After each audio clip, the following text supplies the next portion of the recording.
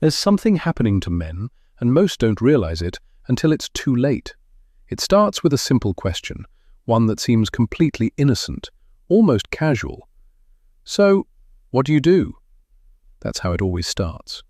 A man's first answer to that question is rarely as simple as it seems, because behind that question lies a pattern, a calculation that's happening silently, without the man even knowing it's taking place. At first he'll answer, maybe proudly, about his job or career. He might mention his position, his title, his accomplishments. And when he does, he might think he's being asked to share something personal, but in reality, what he's doing is providing data. The person asking isn't necessarily interested in his journey, in how he reached this point. No, they're looking for one thing: value. What's his worth? And while that may sound cynical, it's not about morality, it's about biology, it's about survival, and it's about what we value as human beings.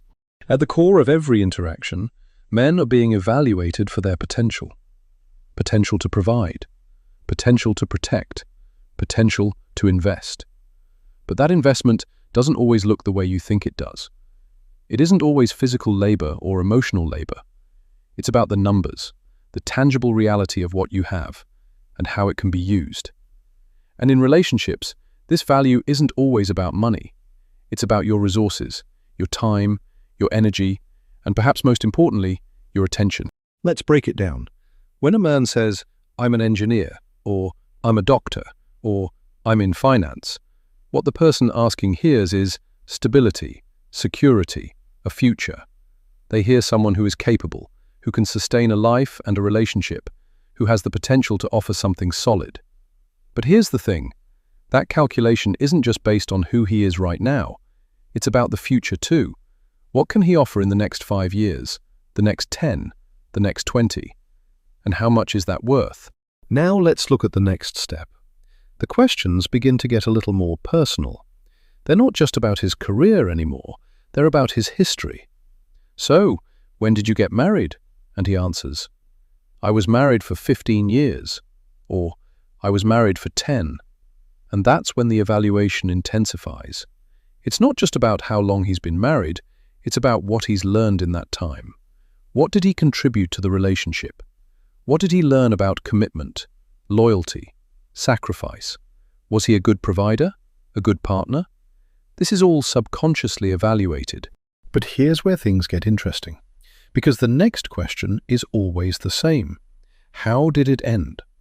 For most men, this question feels like a minefield. Some will tell the truth, others will embellish, but the truth doesn't matter as much as the perception. The question isn't about how he feels or what happened. It's about how his previous relationship ended.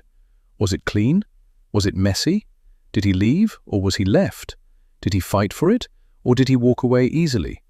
The answers to these questions reveal everything about his emotional resilience, his self-worth, and most importantly, his ability to commit.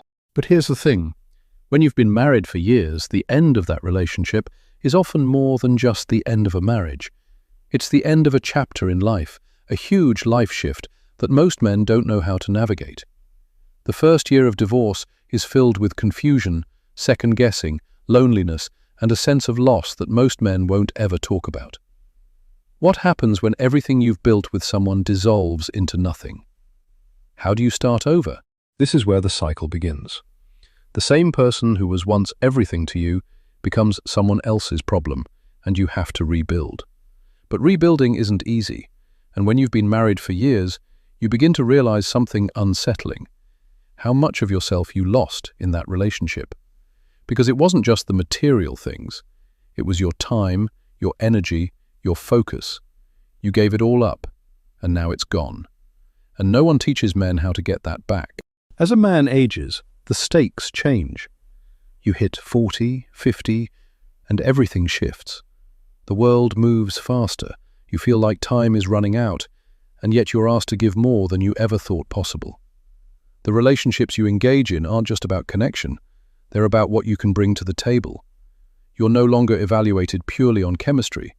You're being evaluated on your financial stability, your health, your emotional capacity.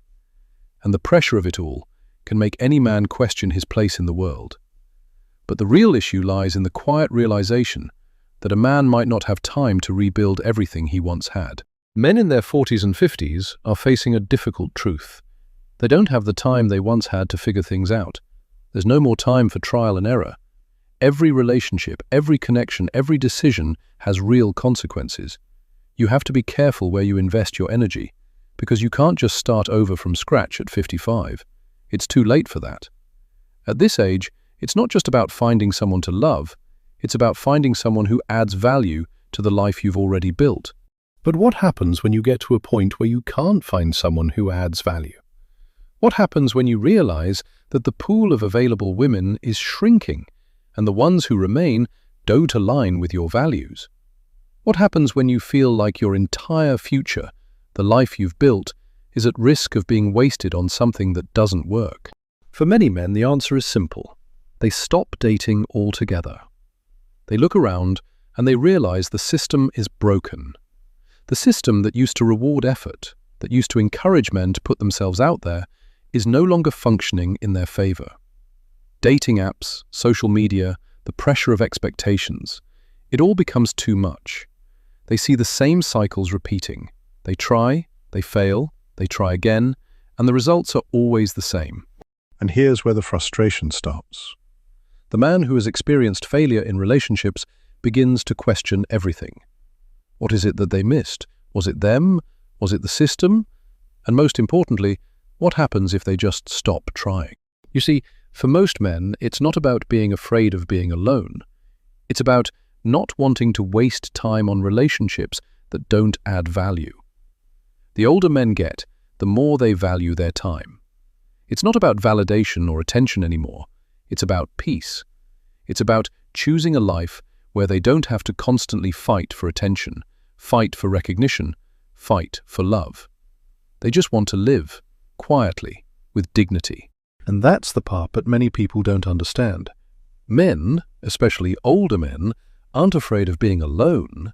They're afraid of giving their time and energy to someone who doesn't appreciate it, who doesn't deserve it. They're afraid of putting everything into a relationship only for it to fall apart, to lose everything they've worked so hard to build. This is where the idea of settling down starts to lose its appeal. Men are no longer looking for someone to complete them. They're looking for someone who adds to the life they've already built, someone who values what they have to offer, and someone who isn't just taking from them. Because the truth is, when you've been through a divorce, when you've been through the emotional roller coaster of a failed relationship, you start to realize something important. You're better off alone than in a relationship that doesn't work. And that's why men over 40 are starting to make different choices. They're not afraid of being alone. They're afraid of wasting the time they have left on something that isn't right. They're choosing peace, not just a relationship. They're choosing control over chaos, clarity over confusion, and most importantly, they're choosing themselves over someone who won't value them for what they bring to the table. Once you see that, once you understand that, everything changes. Relationships aren't about desperation, they're about alignment. And when you've lived long enough to see the difference, you start making better decisions. You stop trying to make something work when you know it's not, and you start investing in yourself, in your peace, and in the kind of future that makes sense for you. And so, for men in their 40s and 50s, dating becomes a choice, not an obligation. It becomes something that fits into their lives instead of taking over their lives. They stop trying to impress, to perform, to prove something. Instead, they find the relationships that make sense for them, ones that add value, ones that are worth the time and energy. And in the end, that's the only choice that matters. Not to settle, not to rush, but to live a life that is theirs, and theirs alone.